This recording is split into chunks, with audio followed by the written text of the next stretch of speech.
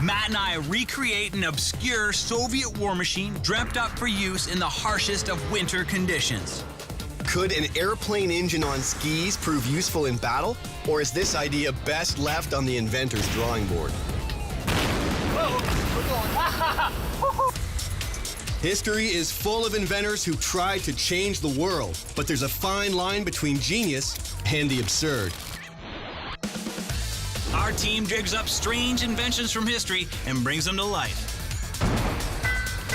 We're gonna build these inventions from scratch. And put them to the test. And some of them might actually work. Yeah. Jeremy MacPherson is an amateur historian and special effects artist who's worked on such films as Resident Evil and The Hulk. Matt Hunter's a skilled carpenter, backyard inventor, and adrenaline junkie. Together, we are the Re-Inventors.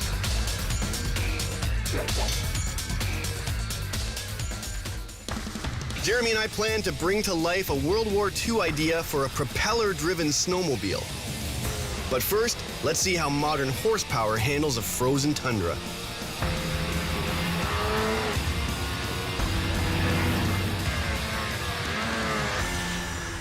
Woo, man! That was unbelievable. Scared the pants off me going easily 60 miles an hour. Flying out there off the jumps, man. These things are incredibly practical, though. I mean, in deep snow, remote locations with no airstrips, no roads, it's the only way to get around. You're right, buddy, and that leads us to our next invention. Let's check it out. All right. Until modern times, animal-pulled sled was one of the only ways to navigate in extreme winter conditions. Even with the spread of mechanization, early tread-run vehicles were slow, especially in deep snow. All right, man, let's look at it. I love the après sled. Yeah. So we're talking World War II, man. Late 1942, our man Andreev came up with this crazy puppy. Exactly, the NKL-26 Aerosan. Right. But this thing is basically a snow tank. Well, it's meant to get in all those crazy remote areas in Russia. You know, super cold, dude. Oh, yeah, on the Russian front? What's going to stop this thing? It's scary looking. That's when nothing else can get there. It's this guy, right? All right, here we go. Little 3D action? You got it. Okay, so we got 4 skis, bulletproof areas, and a gun turret. You love the gun turret. I do. For me, it's this big airplane engine on the back with a propeller, tons of horsepower. This thing's going to move. It is, man. Let's get started on this thing. The Aerosan we're about to build was designed for use in remote parts of Russia, where temperatures can easily reach 40 degrees below zero. To get started, we head to the workshop where Jason has already sourced out some supplies. It's time to start cutting, grinding, and welding. Once we get the frame complete, we'll need to add metal siding, including a bulletproof front plate. But the key challenge will be finding the horsepower to fly this thing into battle. All right. So, you know, we started with the easy part of this build, which is the frame, right? But the whole invention hinges on the engine of this thing. The original called for an M11 engine, which is an aviation 5-cylinder, put at 110 horsepower, which is a lot. So we need to find something similar to that, same weight, same horsepower, or we're not going anywhere.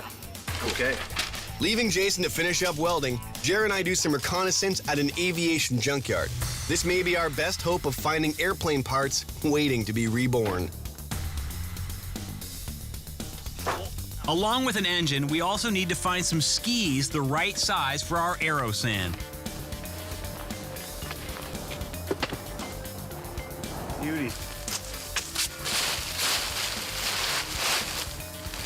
Jer, get over here. I got the mother load. What you got? Look at that, an actual airplane ski guy. That is huge. We can build that, right? It's good design, though. Yeah. What's the one thing worth tarping in a graveyard like this? I don't know. The engine, buddy. See? Look at this thing. Whoa. Well, we got super lucky here. I mean, in most plane crashes, obviously, the engine being in the front of the plane gets pretty badly damaged. This thing was just sitting here, but it looks like it didn't come from a plane. It's in this crazy rack. I think it's been modified for some kind of swamp buggy or maybe an ice boat. Who knows? The engine is only 4 cylinders, but should give us the same 110 horsepower called for in the original design. First up, though, getting it inside to our airplane mechanic, Duncan, to see if it actually works. Lazarus, she wants to come back to life. Sounds like a puppy dog. Yeah. But the starter's working, which is great. It's obviously no sparks. What do you think, Dunk? Think the spark Well, plug I or have to what? take the spark plug out and see what we got here. Okay. Too bad. A closer look reveals serious corrosion, but replacing all the spark plugs still doesn't bring this beast to life. Oh yeah, it looks Fingers Ready to crossed. try start it again? Yeah, everything's Alrighty. crossed.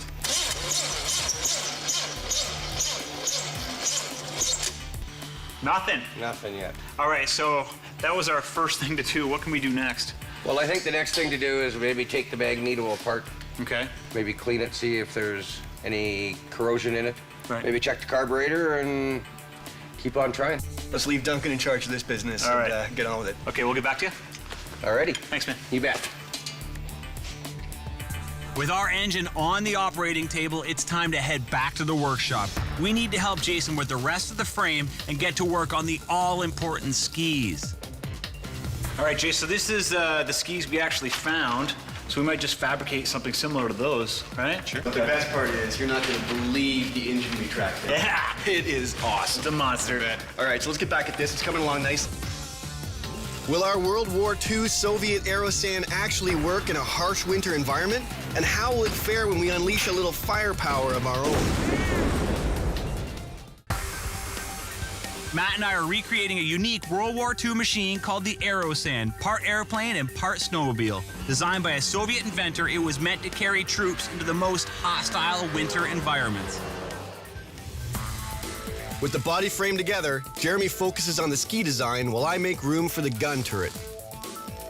All right, roll this box tube into a 33-inch ring. And this will now form the very top of our turret up here, which we're eventually will pop the machine gun into. Just the way I like it. How's that ski design coming along, buddy? Pretty good. Nice. Pretty good. But you know, we're talking about 1942, right? Remote parts of Russia, animal-powered transportation was huge back then, like dog, sled, horse-powered cart. They would not have been loving the Russian front in winter, for No, sure. definitely not. But that leads us to an experiment, man. I can't wait for this one. Yeah. As mechanization spread through Russia in the first half of the 20th century, many remote parts of Siberia and the north remained impossible to access by plane, train, or car. Animal power was often the best alternative. Since our Aerosan was designed for these same areas, it should probably go head-to-head with the competition of the day. But which competition? We thought we'd carry out a little test to find out. We hook up with local horse and dog team experts, Bill and Frank. Hey, Frank. How you doing, man? All right, well, the dogs are out. We got Yeah. Bill back here in the sleigh. That's right. It only means one thing, man, that classic head-to-head battle, horse versus dog. Well, we're pretty sure our Aerosan is really gonna move with that big propeller on the back and those pretty slick skis. We wanna have a good competition to race against. We're gonna put the dog sled versus the horse and sleigh. This will give us a good idea which is the fastest. Before we race, Matt gets some tutoring from Bill. At the same time, Frank shows me how to work a dog team, a task that I think requires a little more finesse. Back and forth, almost like you're skiing. So it's almost like skiing. This thing is so flexible. I guess you're just bending it to one side to the other. You can almost feel like it's going to turn here. This is Right. great. If you want to turn left, you just lean to the left and pull the whole sled over to the left and it'll turn. Cha-cha! It's time to lay down some times on our circular track. Beat Matt. We'll beat Matt. Is that a deal? Is that a deal? That's a deal. 3, 2, 1, hit it! Hike! Whoa! Woohoo! Hike! Yeah! Go Speed Racer! Woo! Yeah, go, man, go! Look at those dogs pull. Those dogs were born to pull. Yeah! Jeremy turns out to be a natural dog whisperer, or shouter. Cha-cha-cha!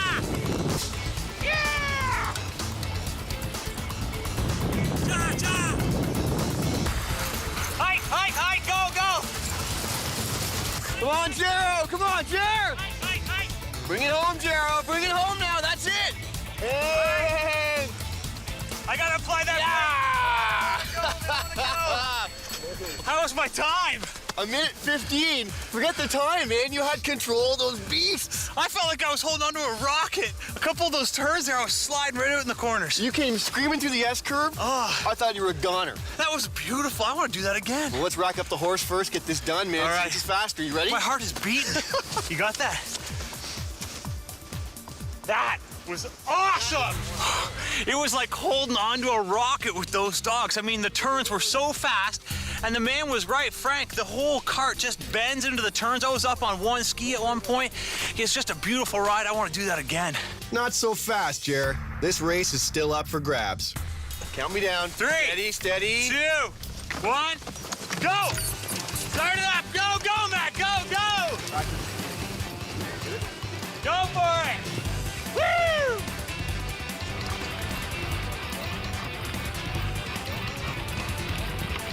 Although Matt's run goes smoothly, he's pretty hard-pressed to beat my blazing time. Nice time, Matt! That was great! What do you think, buddy? What do you think? That was great. How'd I do? Whoa, You did pretty good. 119 and a half. Oh, you just scooped me By 5 5 seconds, I man. know. That is a tight time. That was unbelievable. The dogs came off the line so fast, I thought I was in trouble, but the horse was pulling like mad out there. It was a dead heat, 5 seconds apart, but it's dog sleds versus the invention in the final race. Along with being fast, our Huskies are able to withstand extreme cold. They can survive for days in temperatures below -30. Part of the reason our Aerosan invention was developed was to speed the movement of Russian troops and reduce their exposure to such elements. Chilled to the bone, it's time to get back to our workshop and put the final touches on our Aerosan. Our reconditioned engine has been delivered and the skis are being attached. All we need now is steel cladding, some fuel lines, and a steering apparatus. By the following morning, we're ready to get this thing into its natural environment. And natural it is. Temperatures outside have plunged to near record lows. You couldn't cast this any better. Look at this place. This might as well be Russia, man. It's crazy cold. -40 probably today, right? Well, this is perfect. It mimics the conditions that this Aerosan would have faced on the Russian front in 1943, man. It's perfect. Oh, I never grow tired of this moment. How could you, dude? It's exciting. Look at this All of our thing. hard work has come to fruition, Yeah. and we got all dressed up to celebrate. That's right. We're just a couple of Russian soldiers on the Russian front, 1943, right? Piece of cake, although it is freezing out here. It's perfect conditions to test our Aerosan. That's right. And the guy's all suited up. I mean, it's covered in metal. We've got bulletproof in the front, some heavy skis. Exactly, machine gun turret up top for That's some right. armament.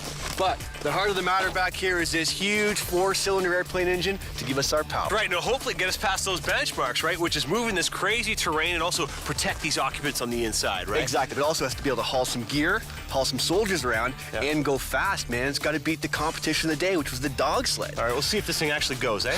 Ignition, contact.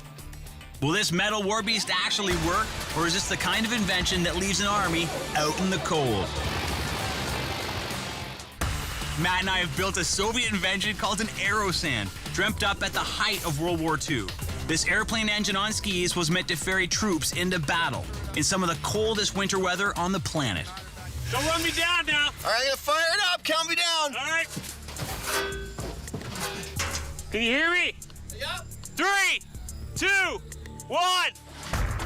We know the Soviets built some of these, but we have no idea how well they worked. Our first test, getting our recreation started in temperatures nearing -40.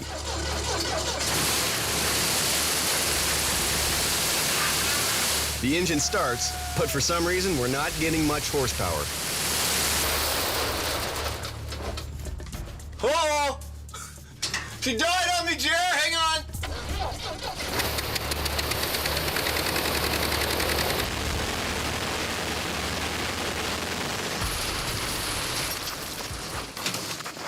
Guy, Oh, it's noisy in there. so are you giving it all you got or what? Yeah, I don't know what's going on. It sounds like it's bogging down a bit, not getting enough fuel at certain revolutions. Yeah. So I'm limited by how much power I can generate. Well, we hit a serious roadblock in phase 1. I mean, it started off sounding pretty good. The engine was running fine, but it's stalling out. I don't think it's running rich enough, and we're not getting any movement, so we have to take this puppy apart. We get Jim, another mechanic buddy of ours, to change out the carburetor, but that still doesn't do the trick. Before long, we have a full pit crew on the job. Well, we have 3 top-notch airplane mechanics and Jer back there working on the plane engine. She starts for a second, then she takes it away. She is teasing us mercilessly. It turns out we need to track down a few new parts. Thankfully, not all of our testing needs a working engine. Well, in typical Re-Inventor fashion, if you can't drive it, we're gonna shoot at it. We're gonna tow this baby out in the middle of the field there and put it through its paces defensively. Even our modern-day transport vehicle has trouble moving through the snow, which shows us how a set of skis might be better in the field. But soon enough, we're in place and ready for the next test.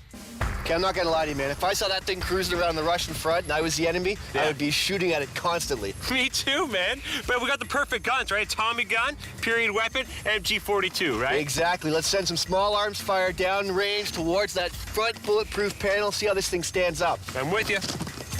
When you're ready, guy.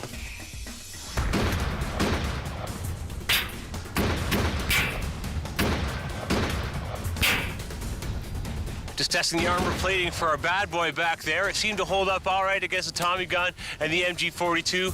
We're moving on to hand grenades now. Our explosives expert Les sets up a couple of charges to mimic a World War II grenade. Here we go. What? 3. Are you counting? 2. Oh 1. no! What happened? Oh, there's red parts there. A little bit of phosphorus burn there. How'd we do? How'd we do? How do we do? We did great. The guys in here, not so great. That's amazing. Look at the hole, man. Isn't that lag bolt stuck in there? All right, so the light siding, not so good for protection, right? Well, exactly. It may have cut down on some weight, but you'd go through way more body bags. Yeah, grenades, not so good. Let's move on to something bigger like a mortar blast, right? A mortar? Can you set us up, Les? No problem. All right. 3, 2, 1.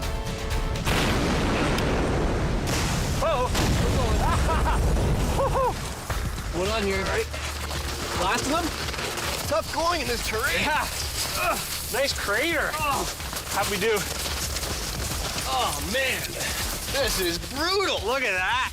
Well, we really discovered the use of this device in this test. I mean, because small arms fire, you're pretty good, but any grenades or mortars, you're done in this thing. So this thing is meant to get the soldiers to the front, not for fighting. The key is mobility, and that's what we're on to next.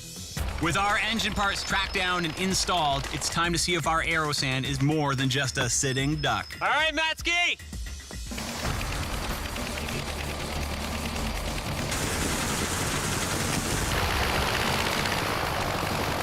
Man, nice. Keep pushing it. That's awesome.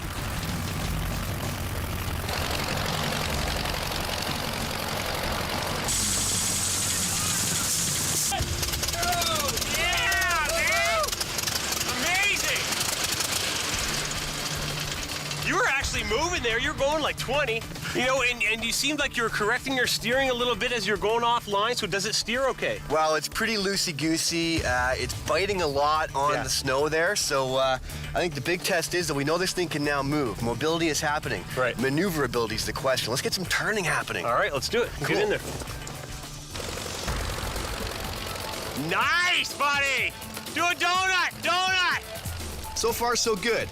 But how will our Aerosan fare in a race against its historical competition?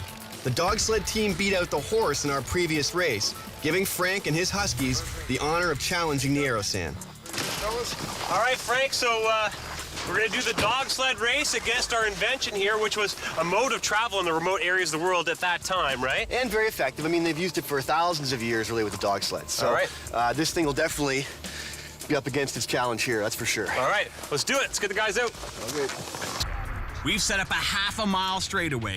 We can't go head-to-head with the dogs as our engines would scare them, but we do have a timer, and the dogs get to go first. Okay, you ready? 3, 2, 1, go! Hey! Holy cow, it's a quick start. Man, those things are fast! Nice one, buddy. Nice one. Look out! Can our Soviet Aerosan give the dogs a run for their money? I'm gonna ride shotgun, or in this case, machine gun.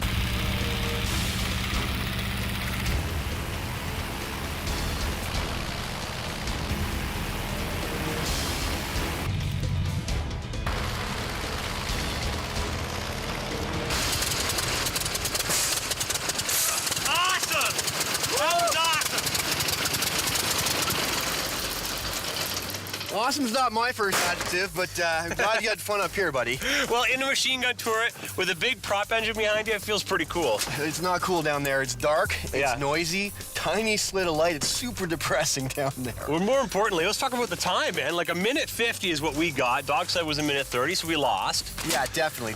But the thing is, a dog sled's disadvantage is it can only pull so much gear. 300 pounds, plus the driver, plus the sled. Whereas this thing, sky's the limit, maybe. Well, maybe, I don't know. Maybe we should do a test try for like 1,000 pounds, see how we do. Good call. All right, let's do it. Although we were slower than the dogs, we do seem to have some decent towing capability. A pretty big bonus when you're carrying troops into battle.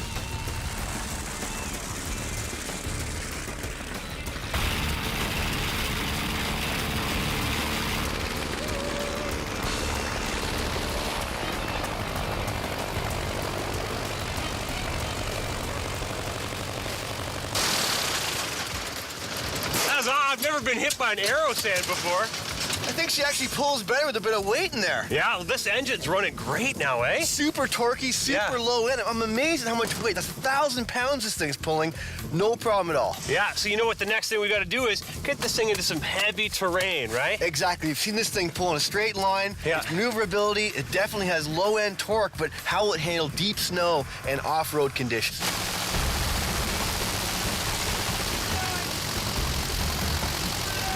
We're ready for the next test, but the Aerosan is not.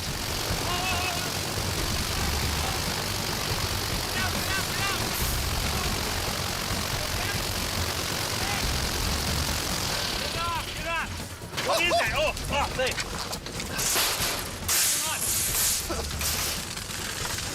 Oh, man. Buddy, we are done for the day. Actually, you know what? Look at that. We're done for good, man. You think so? Cylinder 4, cylinder 3 have spent all their oil all over the engine compartment, all over the inside of that cockpit, man. It's unsafe to go in there right now. Doesn't smell very good, so I'm assuming we're kaputs for testing, right? Done, done, done. Our engine is toast. But what do you expect from an engine that's been rusting away in a junkyard for years? The original Soviet Aerosans would have sported new equipment and been supported by Army mechanics. All in all, our unique war machine has performed pretty well. In the straightaways and in the turns, it was pretty good once we got started, right? Pretty amazing, really. It wasn't until we started throwing some weapons at this thing, right? Yeah. The light arms fire, the grenades, the mortar rounds, they permeated the sides of this thing. You were super vulnerable in there. Yeah, well, you're not protected, but we're thinking the Russians used this for ferrying troops to the front or reconnaissance, not so much for fighting, right? So in that way, this thing achieves something, right? That's a great point. And unfortunately, the dog sled kicked us around some. Right. But when it came to low-end pulling power, man, this thing pulled, what, 1,000 pounds? Had a lot of torque, this guy, right? So we have to assume that it probably would have made it through the terrain, right? I think so. It was so maneuverable. It could pull the weight, so why not handle the deep snow, man? I think it would have got there. Yeah, definitely. The Russians were totally onto something with this thing. Patent approved? Oh, yeah. All right. Definitely. So we out in there or what? Tell my lungs that. Man.